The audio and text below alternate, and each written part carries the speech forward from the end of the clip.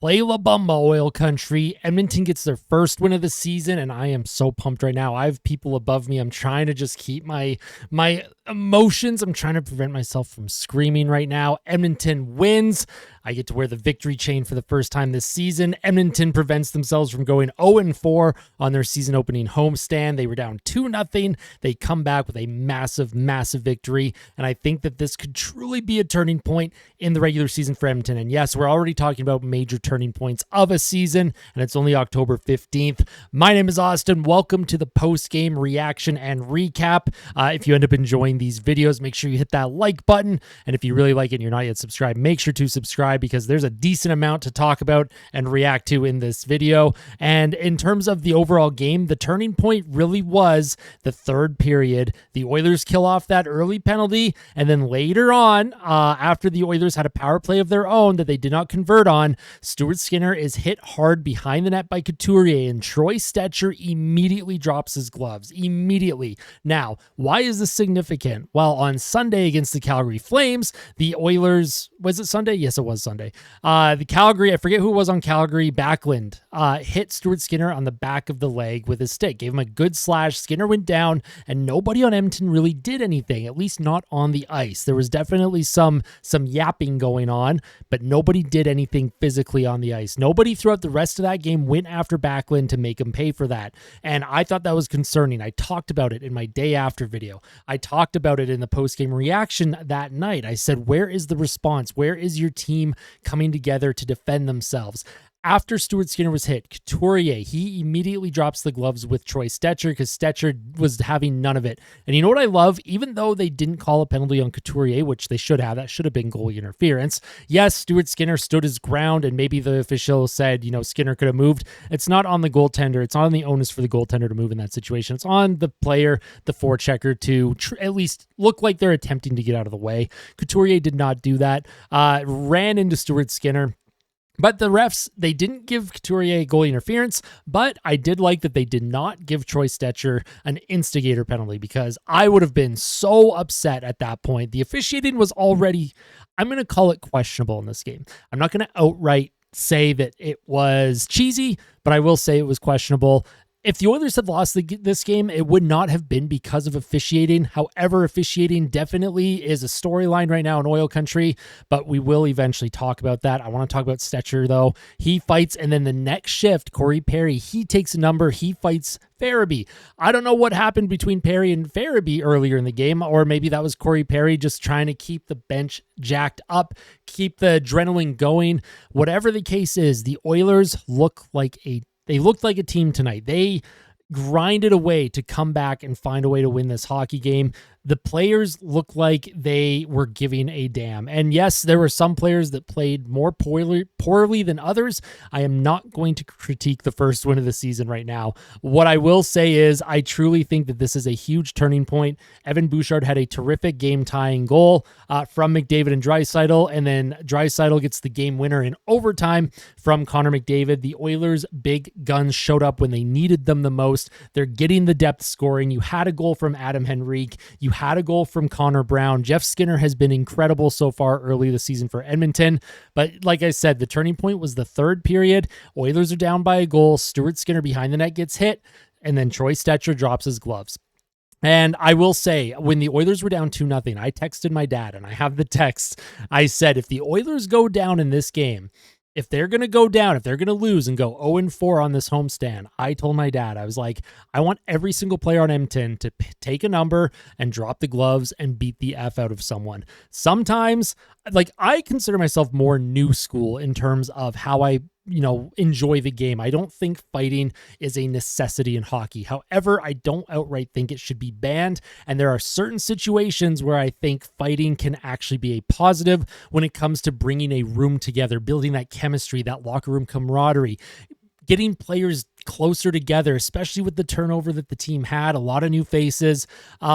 Sometimes it's good to get a little bit bruised and, just there's so much frustration. There was so much frustration building for the Oilers. They had another goal that was allowed that could have been maybe goalie interference. I'm not 100% positive on it. I'm not going to complain about goalie interference penalties or non-penalties anymore in terms of like goals that are allowed or disallowed, those coaches challenges, because I truly don't know what the rule is anymore. So it's worthless for me to waste energy reacting to whether a goal comes back or not. However, the Oilers had a goal called back for goalie interference. Zach Hyman was kind of coming out near the front of the crease. He made contact with Urson, the Philadelphia Flyers goaltender. They waved it off on the ice, so the call on the ice was no goal. Could they have challenged that? Possibly, but when the call on the ice is no goal, you need significant evidence to overturn that, and I don't blame Chris Knobloch for not challenging that because earlier in the game, he already lost a challenge. Michkov on the power play for Philly in the first period, he shoveled the puck past Stuart Skinner's leg, and his leg was against the post, and Michkov, he really dug in there and really pushed the pad. Now, there was a very similar play in the Tampa and Vancouver game earlier in the evening. Same situation. A Tampa forward kind of pushed through the Canucks' leg, goaltender's leg, and it went in the net, and they did call it back. They said, no, that's goaltender interference. However, tonight in Edmonton, that wasn't goal interference. So like I said, it's not worth wasting energy having an emotional reaction to what is and what is not considered goalie interference to the NHL Situation Room. It is okay to expel energy to question what the correct answers are, because as fans, we're paying hard-earned money. People are betting on the games. People are losing money because of this stuff. And, your thoughts on gambling doesn't matter. What matters is that fans financially are affected by this. Fans are paying a lot of money to watch these games live and have games possibly be affected by some questionable decisions. There's always going to be decisions that fans don't agree with. That's a situation where I don't know. I truly don't know. All I care about is the fact that the Oilers won tonight 4-3. And another big storyline was Philadelphia in overtime. A lot of Philly players, every single Philly player thought that there was a penalty on McDavid when there was a partial breakaway for, I forget which forward on the Flyers.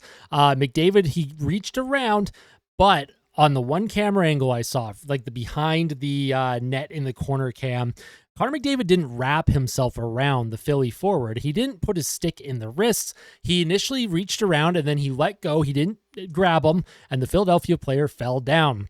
And then a second Philadelphia player coming in also lost their balance. So it was a breakaway for McDavid about 5 seconds after that. McDavid does not convert. Bouchard came in, but McDavid then found Draisaitl, who was all alone in front. There was only one player back for Philly, and by the time Draisaitl scored, neither of the two Philly players that were down in the Oilers zone were anywhere near the play. So, a lot of Flyers fans, you're probably going to be upset that there was no penalty there.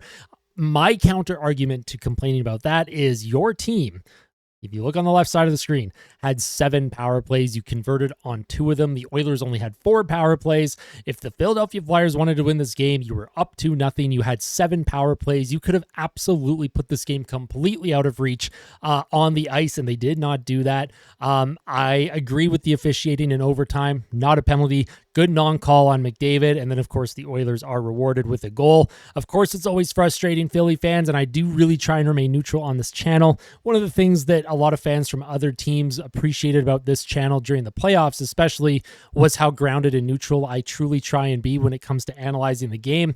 That play in overtime, I wouldn't call that a penalty.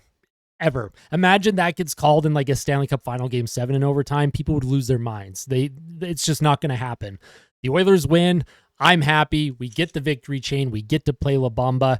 That is pretty much my post-game reaction. I think I covered most of the big points that I wanted to cover. Tomorrow, I'll have even more to discuss in the day after podcast episode. And if you don't want to miss it, make sure you are subscribed to the channel. Make sure you hit that little bell so that you're notified when that video goes live tomorrow morning. And of course, on Thursday, the Oilers play Nashville. I will have a pregame report up for that, and I will be live stream commentary during that Nashville game on Thursday, which I'm very excited for. We are going to have so much fun the rest of the season. I hope. I really, truly think that this is a turning point for Edmonton. I think sometimes you just need to get that frustration out, and whether that's fighting someone, hitting someone, or just finding a way to grind away against a pretty good defensive Philadelphia Flyers team, come back from a 2-0 deficit and find a way to win in overtime. They don't have to be pretty. Not all wins are Picassos, and I'm not going to complain about it. Oilers win. I'm happy. Make sure you tell someone that you love them, Oil Country. And as always, fight like a kid, fight like Ben. Let's go, Oilers. Let's head out on the road and get a couple more wins and start feeling good about the season. We'll see you in the next one. Take care.